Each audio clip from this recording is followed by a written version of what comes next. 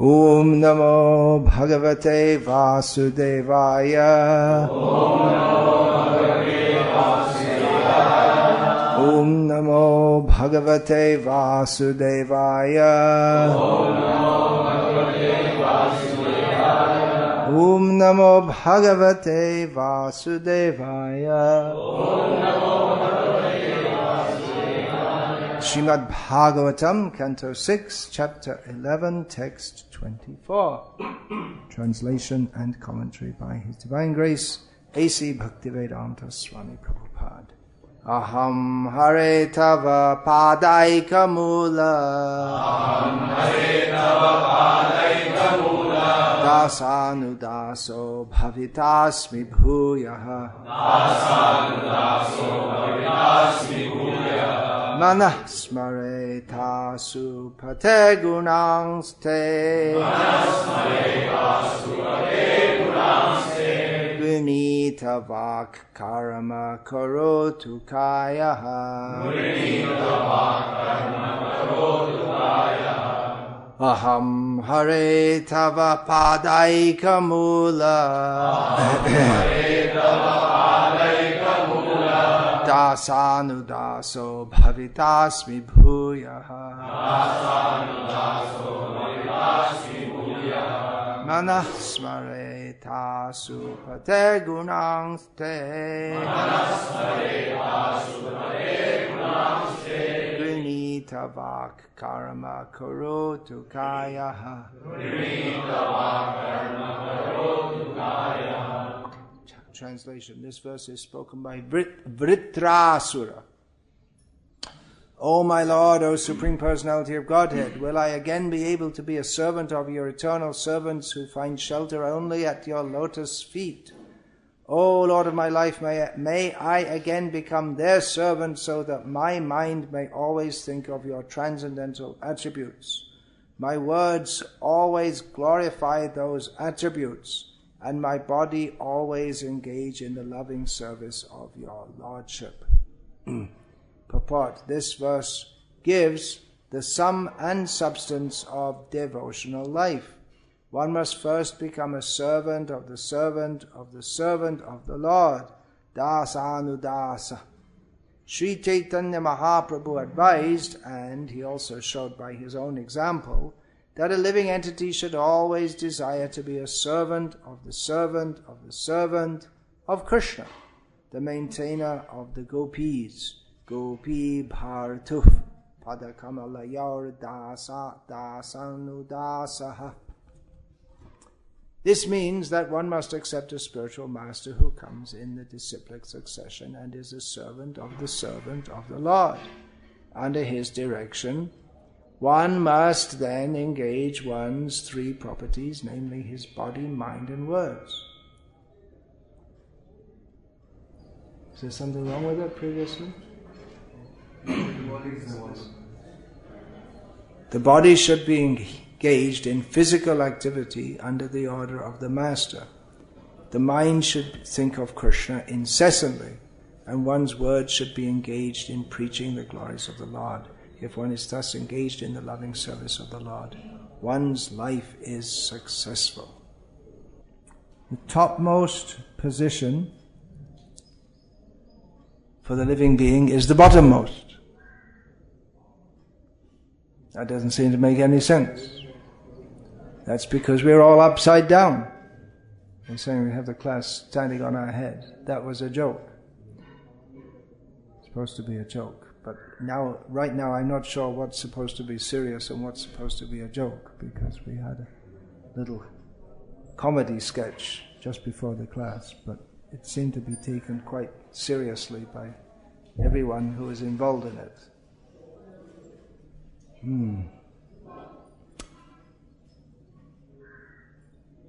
Everyone wants to be in this material world. Everyone wants the topmost, and everyone wants what's best for them. What is our swartha? Elsewhere in Bhagavatam, we'll find in the 7th canto, Nate vidu swartha gatim hi Vishnu. People don't know that their real best self-interest is in Vishnu, which which means becoming a servant of Vishnu. So the whole idea of becoming a servant of God is rejected by the demons and hardly imagined by most people who even believe in God. Just like Indra. Vritrasura, that's his name. He's called Asura by name. Just like people have a surname. Just like Rajesh Gupta. Gupta is the surname. Or Vinod Brahmachari. Brahmachari is the surname. I don't know how that came to be a surname. Some Brahmachari wasn't a very good Brahmachari at some point, and it became the surname. But there are people with the name Brahmachari as a surname. So Asura is his family designation. Born from a sacrificial fire. Born to be a demon. But Indra, he's a theist. Vishnu Bhakta Bhavedaiva. The devotees of Vishnu, the godly persons, they are devotees of Vishnu, and devotees of Vishnu, they are godly persons. So Indra falls in the class of Devas, not in the class of, his surname is Indra Deva. Deva, surname or designation. But his idea is that whenever we get any trouble, we go to Vishnu and he sorts it all out, and then we get back to enjoying life. So at the time when they're in trouble, they'll present themselves very humbly, but that one's constitutional position is to serve is hardly imagined in any religious process. People take up a religious process either to avoid all kinds of service, that means to merge into some impersonal Brahman, and being unsuccessful in their attempts to dominate, then they don't want to be a servant and they can't dominate, so just become nothing. That's the idea. And there are others who they're serving, but it's as a business deal. I do this, you do that for me. I offer you something, put something in the box, and you have to give me much more back. So it's a business deal. But the idea of becoming a selfless servant of the Supreme. You may think, well, why? He's already got everything. He can give me whatever I want for my enjoyment. But this is a misunderstanding of who we actually are. We actually are meant for His service, and we can only be happy in His service. Therefore, we should desire to be a servant.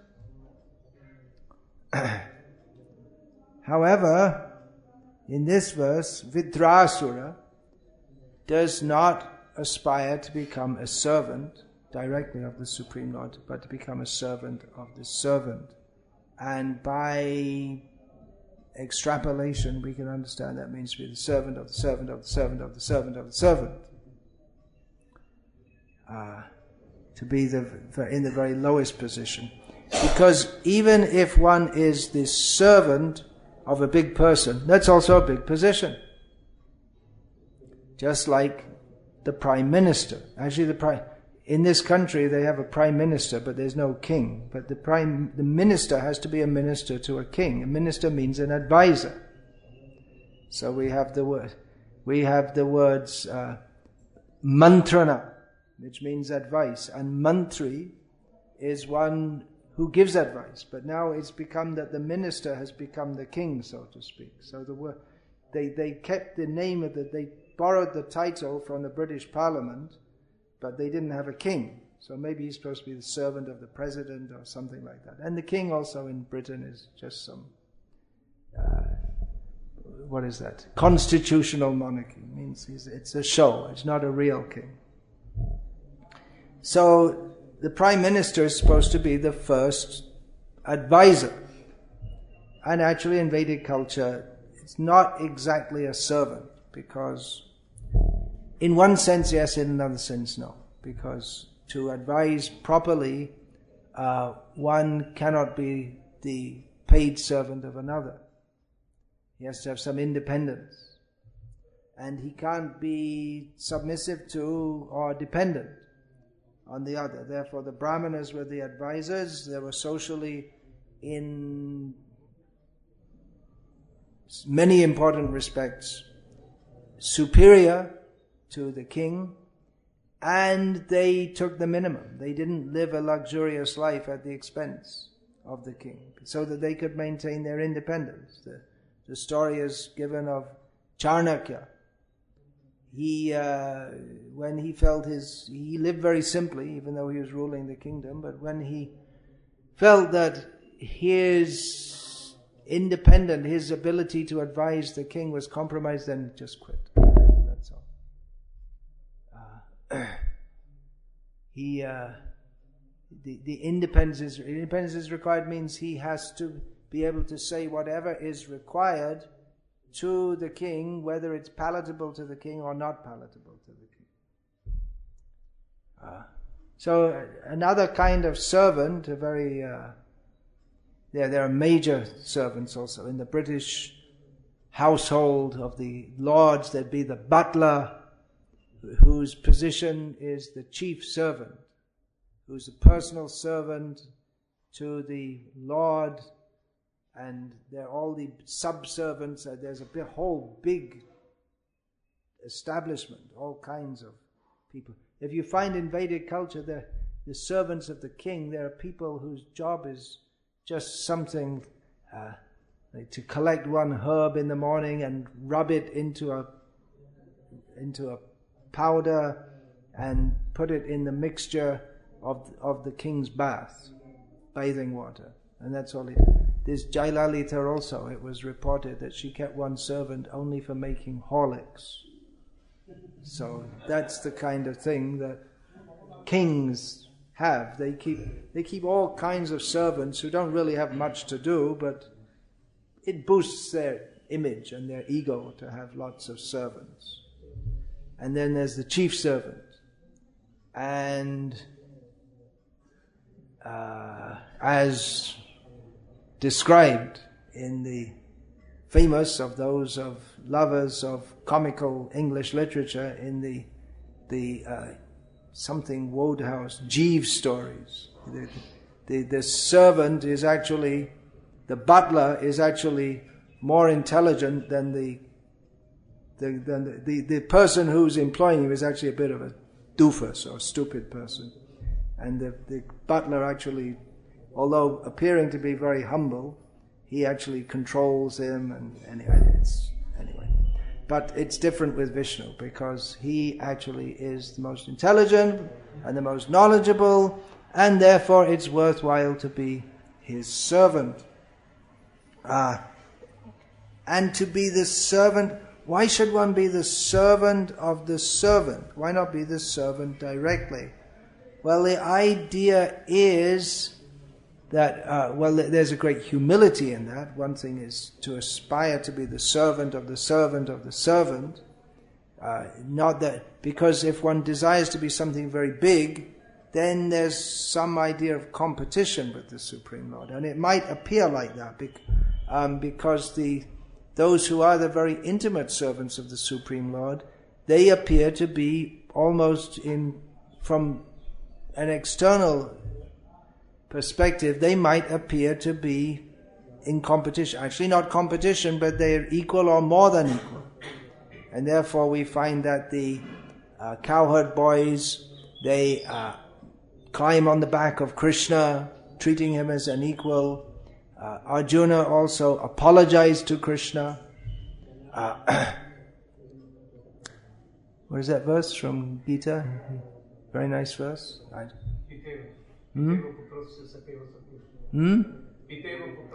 Before that comes Hey Krishna, Hey Yadava, Hey Saketi. Well, before that. Anyway, you get the idea. That I treated you disrespectfully. But that's actually very pleasing to Krishna. That intimate devotees, they're so intimate that they forget what might be considered to overstep the position of a servant.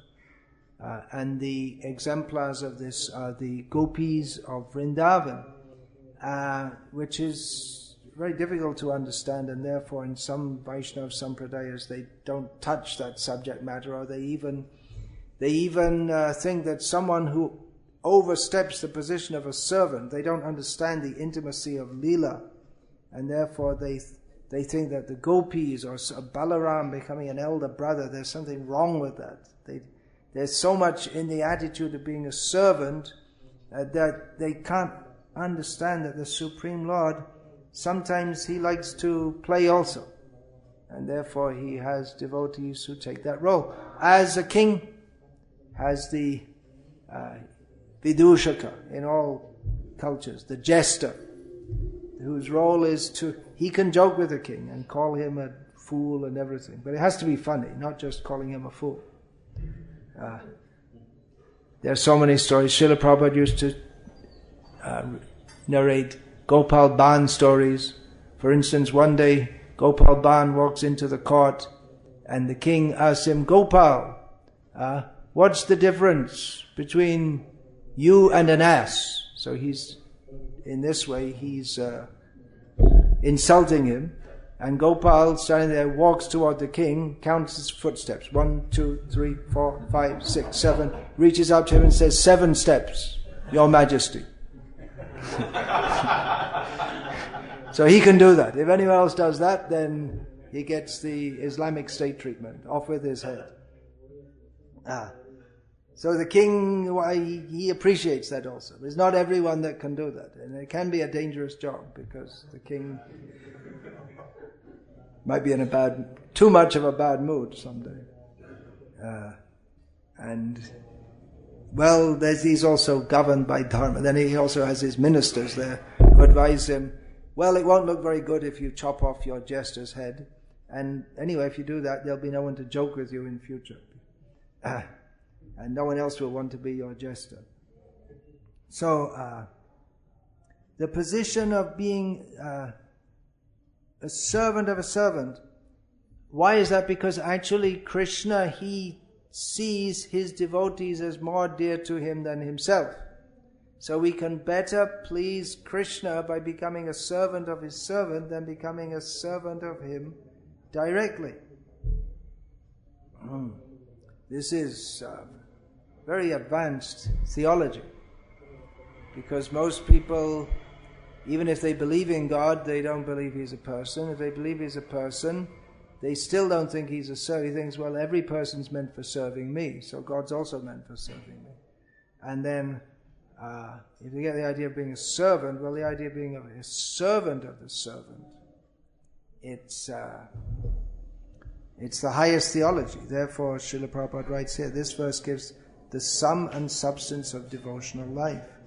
One must first become a servant of the servant of the servant of the Lord. Dasanudas. You may think we have to first become. That's where you start off. But gradually I'll go up in the ranks. No. One has to become that is one's position, to take that situation. Another thing is that all the top spots are already taken up. There's no room at the top. Radha's already there. Lalita, Vishaka, they're already there. Arjuna's already there. So Arjuna's not going to retire and say, I've had enough of being Krishna's friend, now I'm going to retire and someone else can take over the job. It's not like that. So one can become a servant of the servant of the servant. And our acharyas have described the aspiration for a devotee to, on the order of a senior gopi, to, for instance, collect some flowers and string them into a garland and give it to that particular gopi, who will give it to Radha or Krishna, and from a distance, not even directly coming into the association. They stay back, they don't see. And they see, oh, my garland is being given by my Swamini, means her gopi who she is the servant of, and feels more happiness in doing so than Krishna himself feels in getting a garland. And Krishna, no garland. He's happy, servants but the servants, they take great bliss in seeing the one who they are serving, seeing them serving, and Radha and Krishna directly, and they take great pleasure in being able to assist them. And that will be at all levels. Talking about Arjuna, there must be someone, when Arjuna comes from the battle, there's someone takes off his shoes and washes his feet. You don't hear about them, but someone does that. And Arjuna may not even hardly notice him. You see, he's talking to someone else, and what are you going to do with the battle? And the servant is completely content, and someone else is arranging the water and putting some herbs in it, and they're all completely content in this way, to be a servant of this servant. So this is the sum and substance of devotional life, to become a servant of the servant, of the servant, of the servant, and on and on and on. So, what an aspiration, if we can remember that.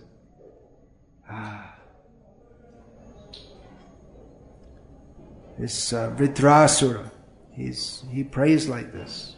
He's praying directly to the Supreme Lord. Aham Hare. He's praying to Hari, the Supreme Lord.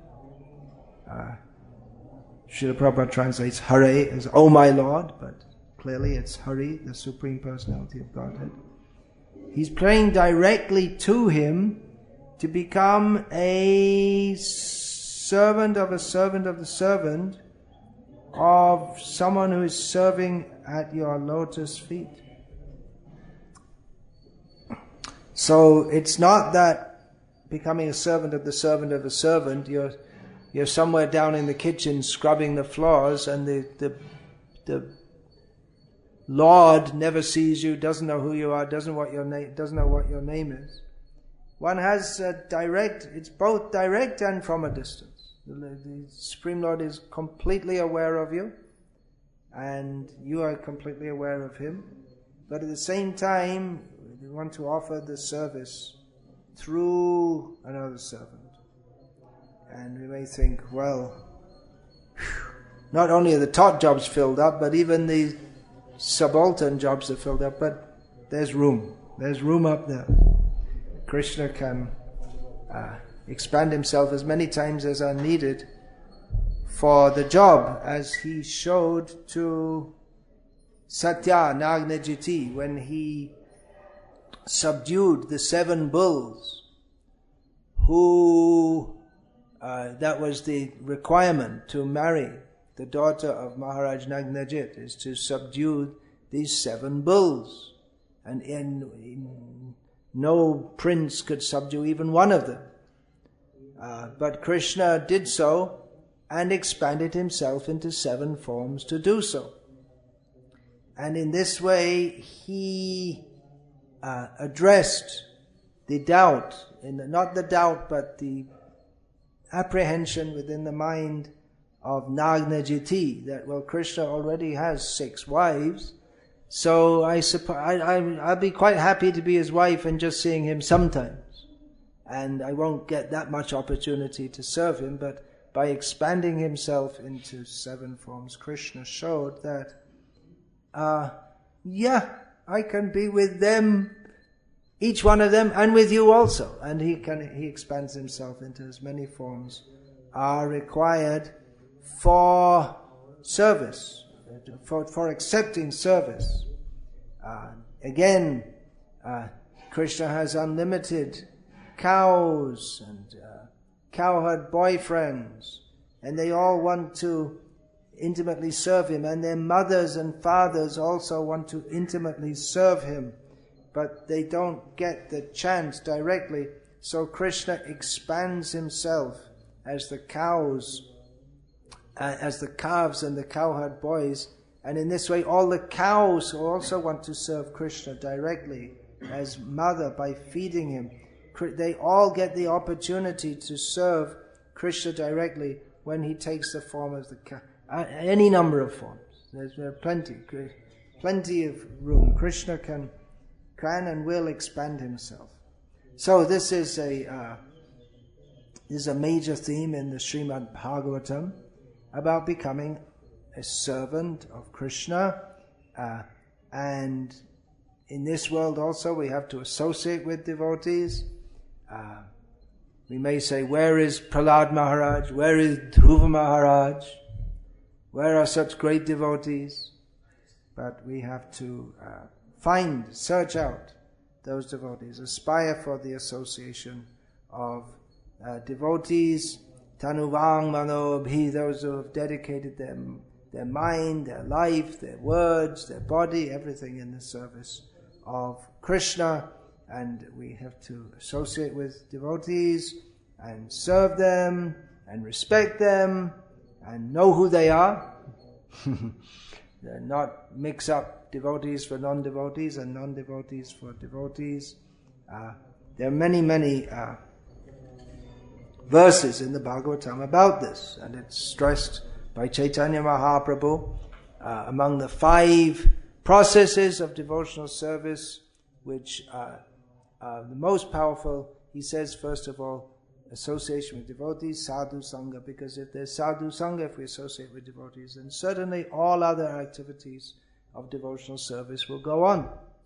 If we're associating with devotees, then there's going to be talk of Krishna, there's going to be service to Krishna, there's going to be an atmosphere of Krishna consciousness. So that is the association to aspire for. In this regard, I would like to read from Srimad Bhagavatam, 11th canto, which Lord Krishna himself speaks about associating with devotees. As I mentioned yesterday, this is part 2 of a short series of talks on associating with, serving and respecting devotees, because it's an unlimited topic. So short, some selections from Srimad Bhagavatam. So Krishna himself describes his devotees. What do they do? Parasparanu katanam, pavanam bhagavadyashaha. Well, what do? They talk about me, bhagavadyasha. They describe my glory. So anyway, so this reminds us of the famous verse from Bhagavad Gita, Matjata Madgata Prana Bodhayanta Parasparam Katayantas Chamam Nityam Tushanti Cha Ramanti Cha. So the similar verse which Krishna speaks to no, actually it's not Krishna himself, this is before the Bhagavad Gita. Parasparanu Katam. There, this is from the Navyogendra's teaching, sorry. Parasparanu Katanam Pavanam Bhagavadyashaha Mito Ratir Mitas. What's that?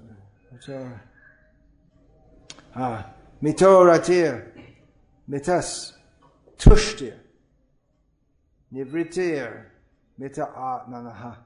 I'm having a little difficulty reading it because it's not in the... it's come out printed strangely. So the translation.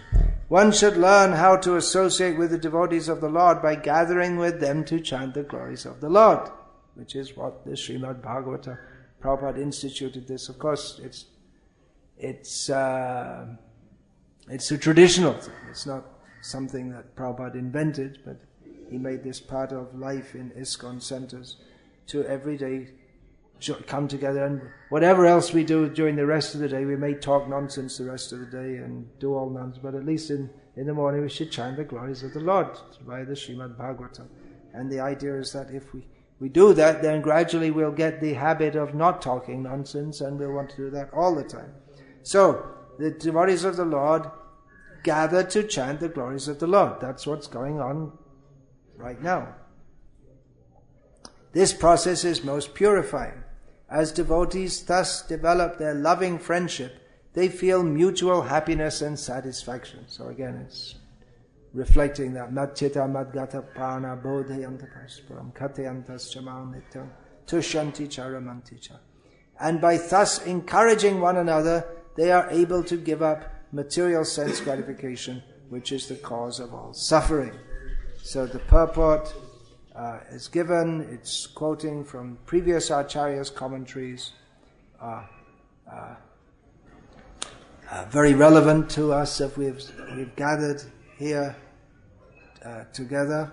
So according to Srila Sridhara Swami, those who are advanced in Krishna consciousness should not envy one another or quarrel among themselves, giving up all mundane feelings. They should gather together and chant the glories of the Supreme Lord for mutual purification.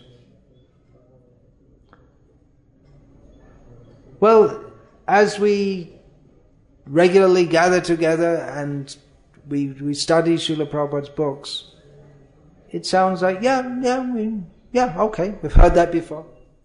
But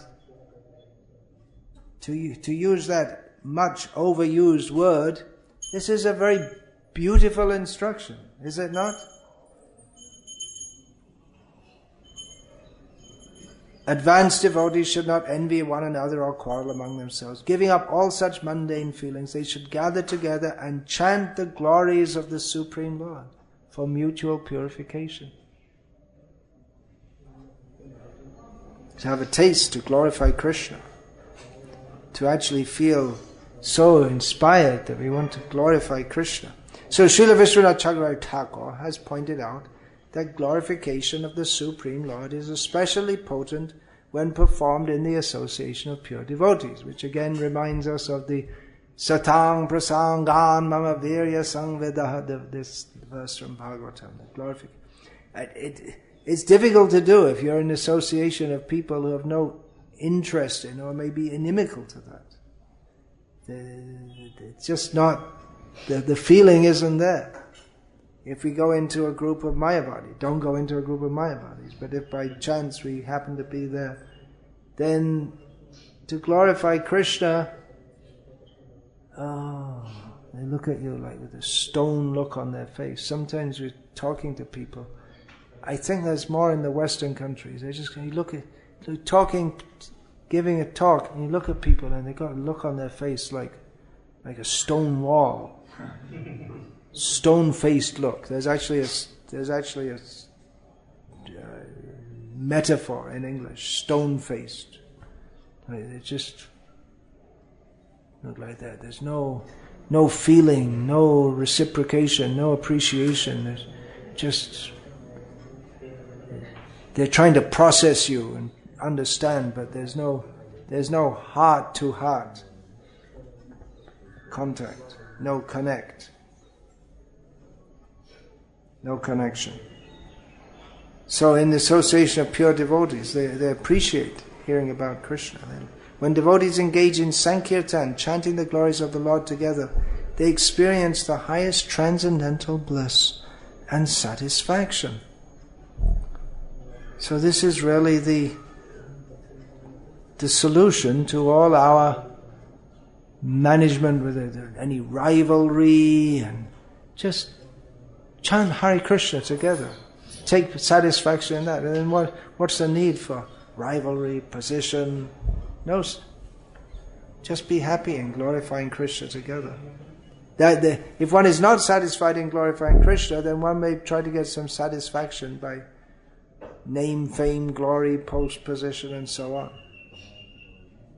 Thus they encourage one another to give up material sense gratification, which is based on illicit sexual connections with women. Interesting. One devotee will say to another, "Oh, you have given up sense gratification. Starting today, I shall also give it up." One should learn to increase one's love for the devotees. Learn to increase one's love, to satisfy them and to give up sense objects unfavorable to serving Krishna. And one should learn to view the entire universe as paraphernalia for the Lord's service. Golok Darshan. This Bhakti Siddhanta Saraswati Thakur called this Golok Darshan, as opposed to Jagat Darshan, in which we see the world as a place for ourselves to enjoy. By engaging the objects of the senses in Krishna's service, one automatically becomes detached from them. And as one passes one's days in the association of the Lord's devotees, one's transcendental ecstasy increases more and more through discussion about the topics of Srimad Bhagavatam and Bhagavad Gita. So we hope that everyone is experiencing this, feeling more and more happy in association of devotees, discussing topics of Krishna. Therefore, one who wants to be free from the harassment of Maya in the form of sense gratification must constantly associate with pure devotees of the Lord who have no engagement other than chanting and hearing the glories of the Lord and carrying out his mission on earth. So I just thought I'd read that because it's very inspiring and beautiful verse and purport. So now I read it, and if anyone has any questions or comment, please speak now. In the spiritual world, the pure devotees, they will be in the mood of being das and das. It seems there will be a competition not to serve Krishna directly. And Das and udas in the spiritual world. Well, everyone is in their constitutional position. So if your constitutional position is to be Lalita, then you don't say, well, I'm not going to be Lalita anymore. I'm going to be Lalita Dasa, Dasi, Anudasi, Anudasi, Anudasi, Anudasi, Anudasi. That's her service. We here, our position is to aspire. But she's also thinking like that. She has her subordinate gopis, and she's thinking how I can help them to do their service best. So that's there for everyone.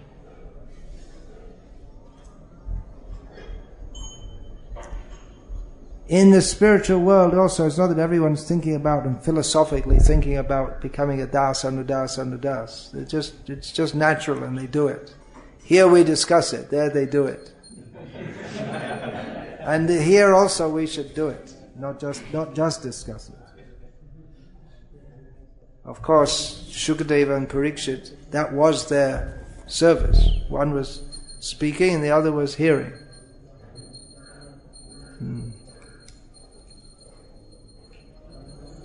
Guru Maharaj, in your Srila Bhakti Siddhanta Vaibhava book, you mentioned how Bhakti Siddhanta Saraswati described that we are worshipping Krishna because he has a relation with Radha. So Yeah. That Radha is our ultimate object. The ultimate object of worship for the Gauriyas is Sri Radha. Correct. So It's a long way from piling up boxes to make a stand for the microphone, as started off this morning's comedy skit. Well, it's good to discuss these things. At least we know where we're supposed to be heading for. Guru Maharaj, Krishna is the ultimate object. I'm just saying, it's when we really have to begin at ABC, and sometimes even after years it seems we haven't made much progress from ABC. So it's good to know we're supposed to be going up there, even if we're traveling at snail's pace. Yeah. As far as I can understand from Srila Prabhupada's books, that we become dasa, dasa, anudasa, and Srimati Radharani, because she is most dear, she offers this to Krishna, and through her, Krishna is most pleased. Yeah, that's the idea. We offer everything up through parampara, as in the verse which we chanted this morning. Srila Prabhupada finishes his commentary on that by saying, if I can find it, by saying that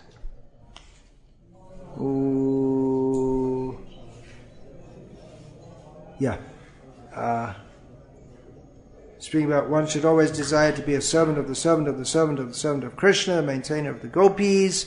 This means that one must accept a spiritual master who comes in the disciplic succession and is a servant of the Lord. So that's the idea.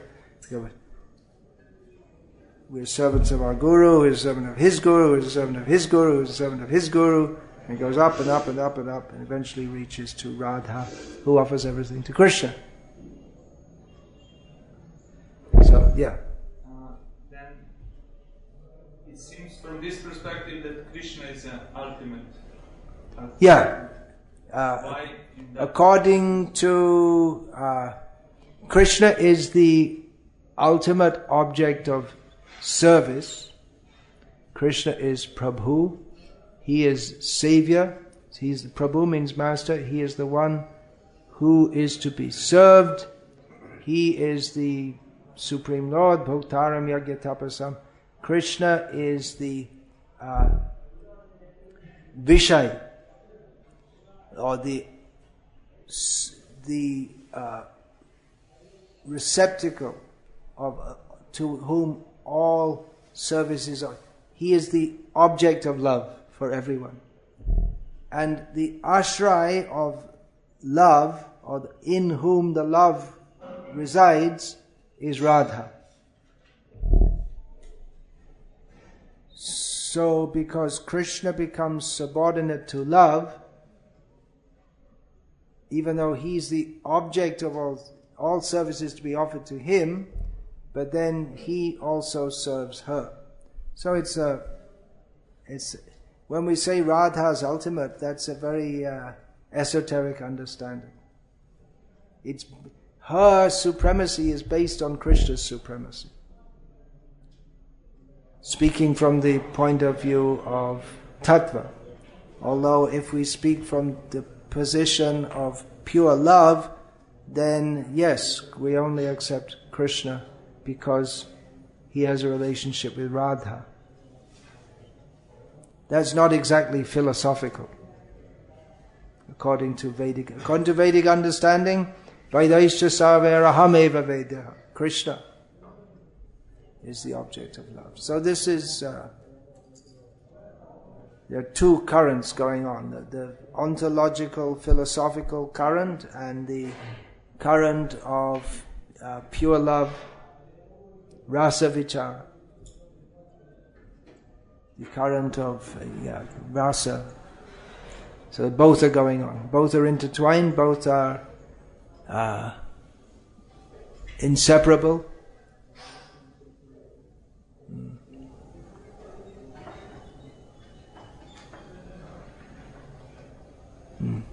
Yeah. Anything else?